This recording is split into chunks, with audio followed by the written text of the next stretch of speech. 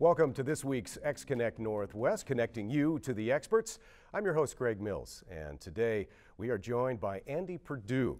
And Andy is a Seattle Times wine columnist. He's also the publisher and editor at the Great Northwest Wine, and it's great to have him here. Before we get going, I want to remind you at home that you can chime in with your questions at any time. On Twitter, at NWPTV, you can use the hashtag xConnectNorthwest or NW. On Facebook, search us at Northwest Public Television, or by email at kwsutv@wsu.edu. Andy, thanks a lot for joining us today. It's great to have you along from our Tri-Cities studios. Oh, thank you for having me. Well, your background is in journalism and history, as I read just in a general bio of you, and we've met before and worked together a little bit. How did you get into the business of wine, and how did that expertise sort of come all about for you as far as branching off of your journalism thing? Well, I've been in newspapers for about 30 years, and actually my dad was a newspaper man, and his dad was a newspaper man, all in Washington State, so we kind of go back a few years in this business. In the late 90s, actually about 1997, my business partner and I came up with the idea for starting a wine magazine, and this is while we were working at the Tri-City Herald newspaper here in the Tri-Cities. And so we talked the publisher into starting a wine magazine. He'd pay for it and we'd run it. And it's called Wine Press Northwest, still operating today, and we were the editors of that for about 16 years. And so we weren't really necessarily wine experts when we started the magazine, but we were wine enthusiasts, and as a result we became wine experts just through the process of publishing the magazine and judging wines. And now we taste several thousand wines a year, and by default, I guess, have become experts on it.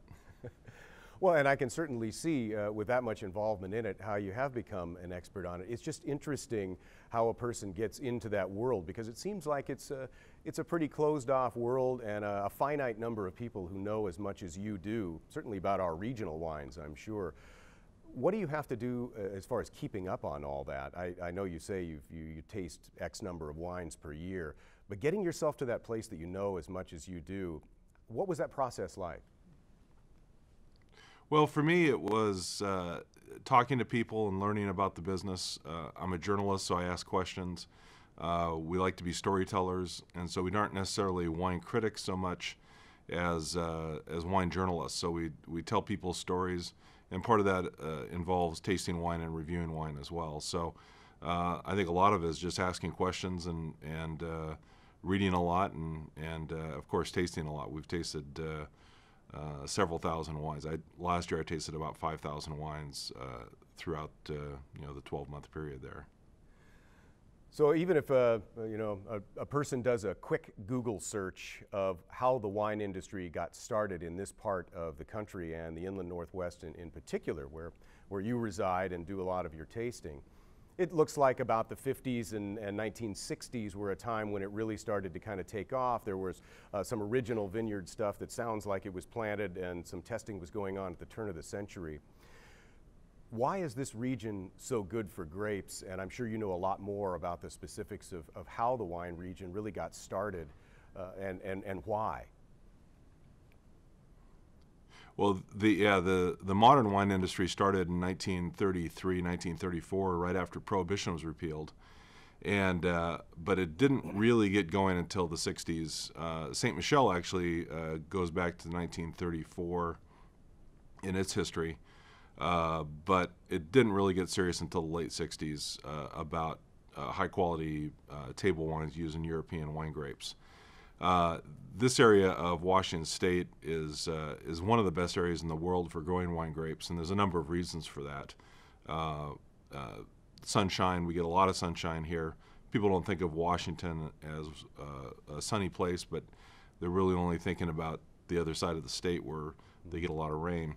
Here in the kind of the heart of the Columbia Valley, we get maybe 5 or 6 inches of rain a year. Most of that this time of year in the winter. And then so we get a lot of sunshine. We don't get a lot of rain.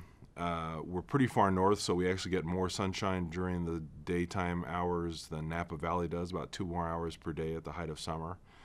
We have a very poor soil, and you might think that's not a great way to grow wine grapes, but it actually is, because that poor soil causes the grapes to struggle, and when they struggle, they produce higher quality fruit, which in turn becomes high quality wine. So you have a lot of things combined here that turn this into a really terrific place to grow wine grapes. And on the heels of that, so what's happened is it's turned into now a multi-billion-dollar industry. Were some of the catalysts that brought it into an industry of that size things that were just going to happen anyway because people realized what kind of soil we had here? Or were there some other things historically along the way that really brought us to the place where we are, at least today? Well, I think it is a number of factors. Chateau Ste. Michelle, which I said has been around since 1934, they've always had this vision of a wine industry here. They've always been the largest winery since they started. Actually, they had a different name when they started. There were a couple of wineries, one called NOWICO, which stood for National Wine Company, and one called Pomerel, and they eventually merged during World War II and became Ste. Michelle in the 60s. And then Chateau Ste. Michelle in the 70s when they built the chateau in Woodinville. But they really drove the industry by not only importing great winemakers from California, but also working with farmers to grow wine grapes on contracts. And so when you go into, say, the Horse Heaven Hills area, which is south of the Yakima Valley, you'll find more than 10,000 acres of wine grapes. A lot of those were grown specifically for Chateau Ste. Michelle and Columbia Crest and some of its other brands, and that really is what has been the driver of the state as far as the wine industry. Others have come along since then and also helped grow this industry. But right now, of the 50,000 plus acres of wine grapes being grown in Washington, 2 out of every 3 grapes grown here are used by Chateau Ste. Michelle and its other companies. All right. Washington State University's Wine Science Center is going to be opening soon. Where do you see that fitting in as far as research and development, and how does it affect the region of wine growers and wineries? Well, I think that, and I actually just wrote a column for the Times that'll come out in March. I think that when we look back in 20 or 25 years, we're going to look back at 2015 as a seminal moment in the Washington wine industry, a historic moment, because that's when the Wine Science Center opens. And it's going to change everything. It's going to be one of the largest and best research universities in the world. It's going to change everything about the Washington wine industry because everything's going to be focused on the grapes that we grow here, the vineyards that are planted here, the winemaking that goes on here. Prior to that, most people had to go to UC Davis, which is down in the Central Valley of California. Nothing against UC Davis. It's a great operation and has really helped grow the California wine industry, but it's focused on the California wine industry. They don't have the same issues that we have up here. And so focusing on Washington will make the Wine Science Center one of the key components of the growth of the wine industry. I think we're going to look back in 20 years and say, wow, that was a big time in this wine industry. Well, let's take this into a wine 101, if we can. Your average person walking into a grocery store or a wine store, the whole thing can be incredibly daunting. Where do you start when you're buying wine to go along with your meals at home? Where do you even begin? Just so you can get off of the I'm just freaked out by the whole selection of wine in the store thing.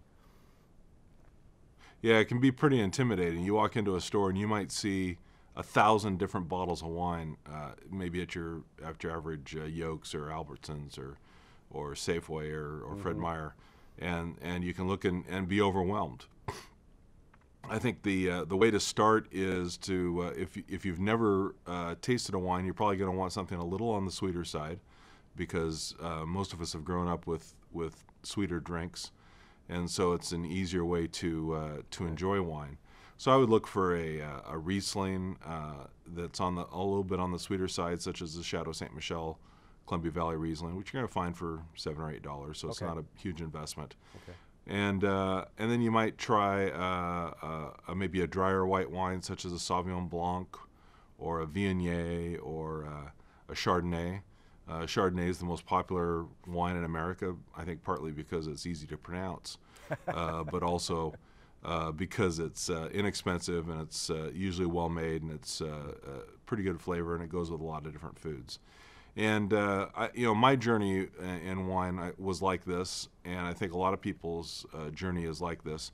That you start with a little bit sweeter wine, such as a Riesling or a Gewürztraminer, and if you can say Gewürztraminer, then you're already one of the cool kids.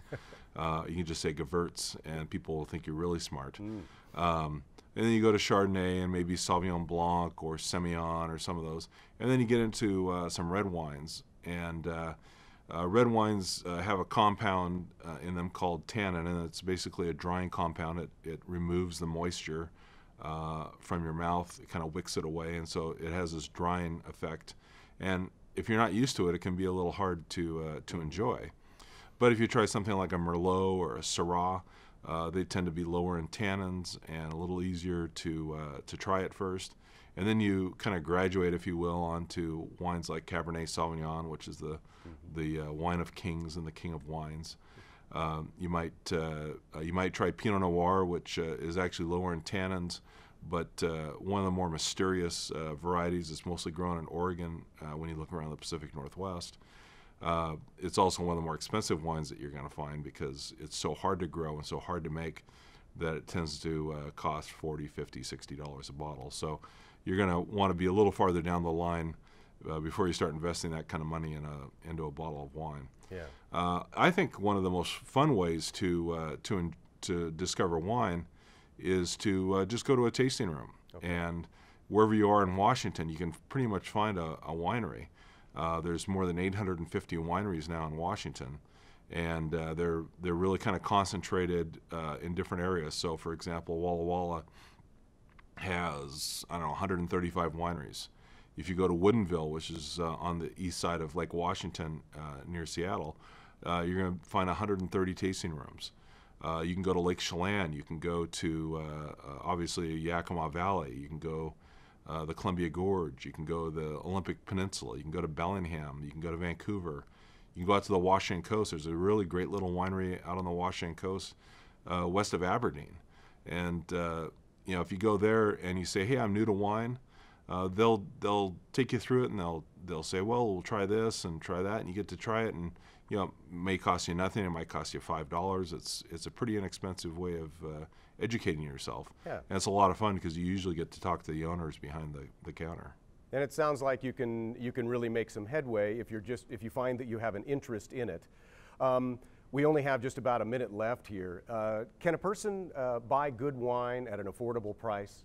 I think that's one of the questions people ask. How much do I have to spend? And we can't talk about it too long today, but maybe at a different time. But yeah, absolutely. I think the $15 threshold is kind of what we call a best buy, and you can find lots of good wines for under $10 in Washington State, whether they're red or white.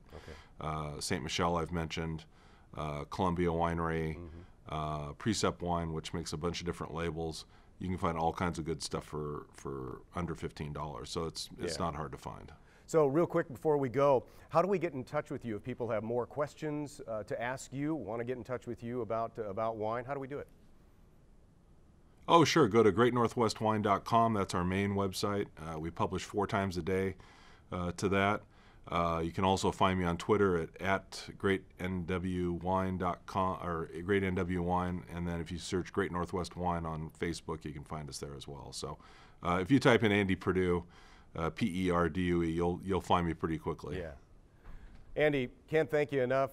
15 minutes isn't long enough to talk about all the things that we could talk about with you about wine, and hopefully we'll get a chance to catch up with you again in the near future. Thanks again for joining us today. You bet. Next time we'll bring a bottle of wine. Sounds great to me. Well, of course, we'll be posting all of this on our website at nwptv.org. Thanks so much for joining us today. Thanks for helping us out on the show. We really appreciate it. And you can always give us your show ideas. We want to hear from you. Hope you enjoyed today's show. Remember, you can stay connected with us all week by tweeting us, liking us on Facebook. You can add us to your circle on Google+, or email us at kwsutv at wsu.edu. Now, if you missed any part of today's show, no worries. We'll have it all up and available online at nwptv.org. Next time on xConnect Northwest, Dr. Dennis Garcia is going to talk about the effects of stress on our minds and our bodies. He's going to join us live from our Pullman studios, and if you have questions for him, feel free to connect with us online, and we'll make sure we put those. As a reminder, beginning next Monday, xConnect Northwest will stream live at 2:30 p.m. Pacific time, so join us at 2:30 Pacific. I'm Greg Mills, your host. Thanks for watching. We're going to see you next time on air and online.